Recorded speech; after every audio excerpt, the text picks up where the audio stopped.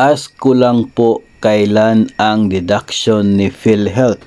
Di po ba last November 22 inag-deduct na ito? Salamat po.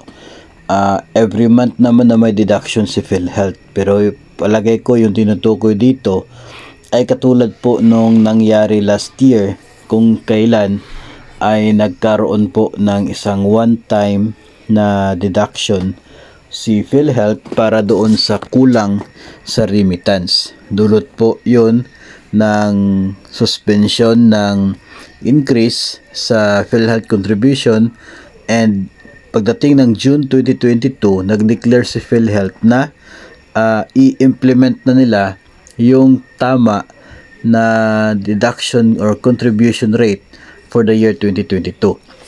Ngayong taong 2023 mga master, ay inunahan ni Pangulong Bongbong Marcos itong PhilHealth.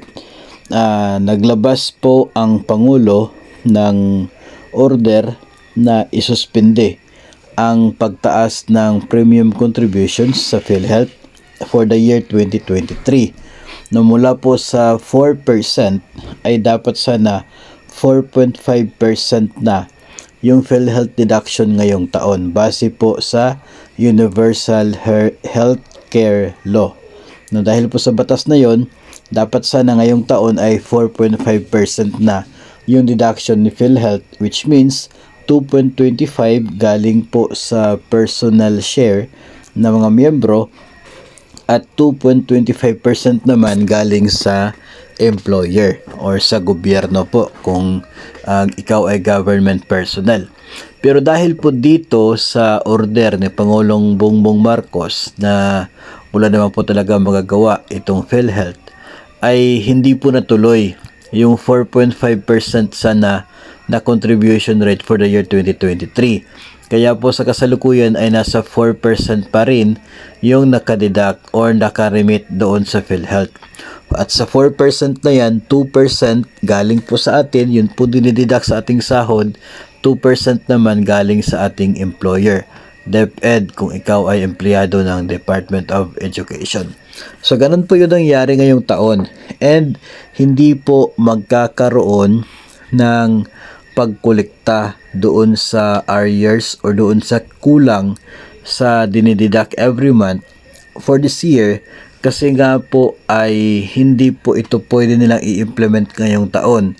Dulot po doon sa naunang suspension order galing po sa Pangulo. Ang year 2024, kung kailan ay dapat 5% na yung PhilHealth deduction, yun po ang ating aabangan. Kung hindi po maglalabas ng suspension pa rin ang Pangulo, ay pwede pong mag-implement na ng 5% na contribution rate ang PhilHealth by next year.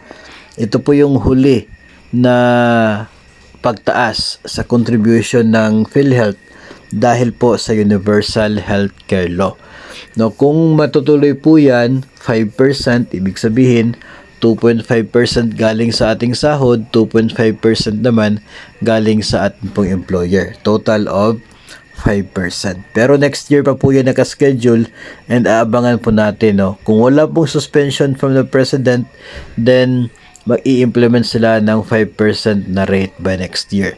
Pero malabo po na kukolektahin nila yung kulang mula January to December, kasi nga may nauna na suspension ang Pangulo para po doon sa increase na yon. So hindi po pwede na kukolektahin yan ni PhilHealth in the future dahil po sa suspension. And hindi naman po sinabi sa suspension na dinidelay lamang nito yung pong pagtaas, kundi total talaga na hindi pinapa-implement. So malabo po na makakaroon ngayong taon tulad na nangyari last year. Yung DepEd last year ay pinili na sa November i-deduct lahat doon sa kulang sa PhilHealth. Kasi nga mayroon naman po tayo natatanggap na bonus tuwing Nobyembre, kaya mas minabuti ni DepEd na doon na rin i-deduct yung kulang sa PhilHealth contribution. Pero this year, wala po tayong aasahan na katulad po noong last year, kaya tuloy-tuloy lamang po yung kasalukuyang deduction natin until December para po sa PhilHealth contribution.